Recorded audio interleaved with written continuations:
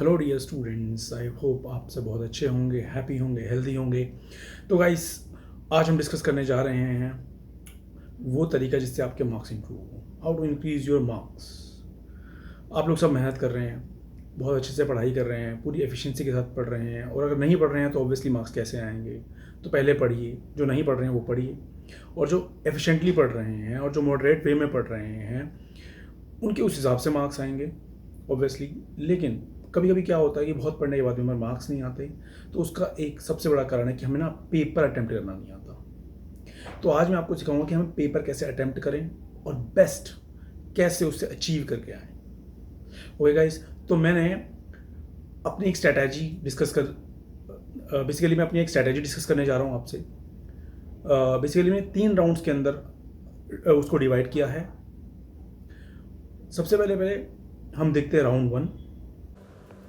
तो students, round 1 का मतलब क्या है कि जैसे ही आपके सामने पेपर आता है, आपको एक राउंड पेपर का ले लेना है। बेसिकली पेपर को के जो भी इजी क्वेश्चन हैं उनको आपको फास्ट पढ़ना है, और जैसे जो भी क्वेश्चंस, जो भी कॉन्सेप्ट्स आपके बहुत अच्छे हैं उनके ही पैरामीटर्स, उन क्वेश्चंस के पैरामीटर्स को अच्छे से पढ़ें। बेसिकली जो गिवन वैल्यूज़ हैं उनको पढ़ें, और जो फॉर्मूलाज उनसे लिंक है, जो सिचुएशन थ्योरेटिकल क्वेश्चन के उनसे लिंक है, आप उसको अप्लाई करें और जल्दी से जल्दी क्वेश्चन सॉल्व करने की कोशिश करें।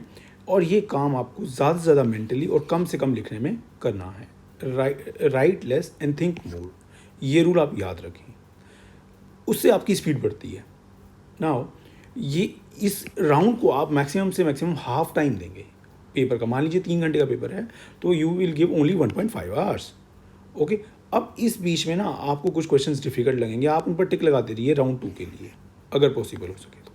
राइट स्टूडेंट्स, अब राउंड 2 का मतलब क्या है? जो क्वेश्चंस आपके राउंड 1 में नहीं हुए, उसके बाद राउंड 2 में आपको सबसे पहले वो क्वेश्चंस करने हैं जो आपके फेवरेट टॉपिक हों और फेवरेट सब्जेक्ट हो, उसका सबसे पहले अटैम्प्ट करना है। जैसे केमिस्ट्री मान लीजिए आपका फेवरेट है, तो उसका सबसे पहले अटैम्प्ट करें, फिर फिजिक्स, फिर मैथ्स, इस तरीके से आप करें। और आपको किसी भी क्वेश्चन को यहाँ पर मैक्सिमम 1 मिनट से ज़्यादा का टाइम नहीं देना है। अगर मान लीजिए आप कोई क्वेश्चन कर रहे हैं और वो आपको थोड़ा डिफिकल्ट लग रहा है, तो आपको पैनिक नहीं होना है। अगर आप कहीं अटक रहे हैं तो आप उसको किसी और डिफरेंट से सोचने की कोशिश करें, एक टाइम लिमिट में रह करके उसको अटेम्प्ट करें, या फिर मूव ऑन हो जाए वहाँ से। ये होना बहुत ज़रूरी है। अगर आप क्वेश्चन से मूव ऑन नहीं होंगे तो आप उसके साथ इमोशनल हो जाएंगे, आप अपना समय बर्बाद करने लगेंगे। उस स्टेज से आपको हटना है। और राउंड 3 में आपका सबसे बड़ा काम यही है कि जो क्वेश्चन आपसे राउंड 1 और राउंड 2 में नहीं हुए, और स्पेशली राउंड 2 में नहीं हुए जहां आप स्टक हो गए हैं, और या फिर आपने जो अपने नॉन फेवरेट टॉपिक के क्वेश्चन अटैम्प्ट नहीं करे हैं, डिफिकल्ट क्वेश्चन अटैम्प्ट नहीं करें, तो वो आपको राउंड 3 में अटैम्प्ट करने हैं परफेक्टली राउंड 1 और राउंड 2 होने के बाद। और इसके लिए आपको ज़्यादा समय नहीं मिलेगा, आपको हाफ आवर ही मिलेगा मैक्सिमम। वो नेचुरली ही आपको इतना कम समय मिलता है। उस समय में आपको ना ये बात ध्यान रखनी है कि आपको ये नंबर ऑफ क्वेश्चन आपने कितने अटैम्प्ट कर लिए हैं और आपके कितने मार्क्स आ सकते हैं। आप इस थॉट में बिल्कुल नहीं पढ़ें। आपको कॉन्सेप्ट्स की थॉट में डूबना है, ना कि नंबर ऑफ क्वेश्चंस की थॉट में। कभी कभी क्या होता है, स्टूडेंट्स ये सोचते हैं अगर मैं इतने मार्क्स ले आऊँगा तो ही मेरा कट ऑफ क्लियर होगा, या तो ही मेरे इतने अच्छे मार्क्स आ पाएंगे, अदरवाइज़ नहीं आ पाएंगे। आप कैलकुलेट नहीं करें, आप नेचुरली रह करके जितना करेक्ट से करेक्ट पेपर कर सकते हैं उतना करें। अगर आप ये सोचने लग जाएंगे तो आप नेगेटिव की तरफ मूव कर जाएंगे, और वही आधे घंटा, वही लास्ट के आधे घंटे में आप ज़्यादा ज़्यादा नेगेटिव करके आएंगे। और मैक्सिमम से मैक्सिमम अगर आपको लगता है ना 1-2 क्वेश्चन में कि मैं 50-50 चांस है, ये सही भी हो सकता है नहीं, तो मैक्सिमम से मैक्सिमम 1 या 2 क्वेश्चन अटैम्प्ट करके आए, इससे ज़्यादा नहीं अटैम्प्ट करने हैं। ओके स्टूडेंट्स, तो ये 3 राउंड में अगर आपने पेपर अटैम्प्ट करा और इसकी अगर आपने प्रैक्टिस करी, और प्रैक्टिस करने के बाद अगर आपने, जब आप घर आएंगे और एनालाइज करा अच्छे से पेपर को, और फिर जो आपके मार्क्स आएंगे ना वो आपकी रियलिटी होगी। फिर आप उस रियलिटी को एक्सेप्ट करें और उस रियलिटी से खुश रहें।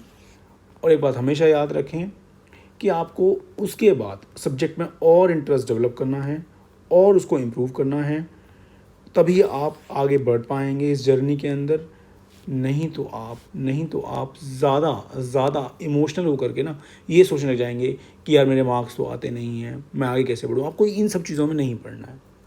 ओके स्टूडेंट्स, ज़्यादा से ज़्यादा कॉन्सेप्ट्स में डूबें, सब्जेक्ट में इंटरेस्ट डेवलप करें, ना कि इस चीज़ से इमोशनल हों कि मेरे मार्क्स कितने आ रहे हैं, मेरे मार्क्स कितने नहीं आ रहे हैं, मैं इतनी पढ़ाई करता हूँ तो मेरे मार्क्स नहीं आते। तो इन सब चीज़ों से दूर रहें।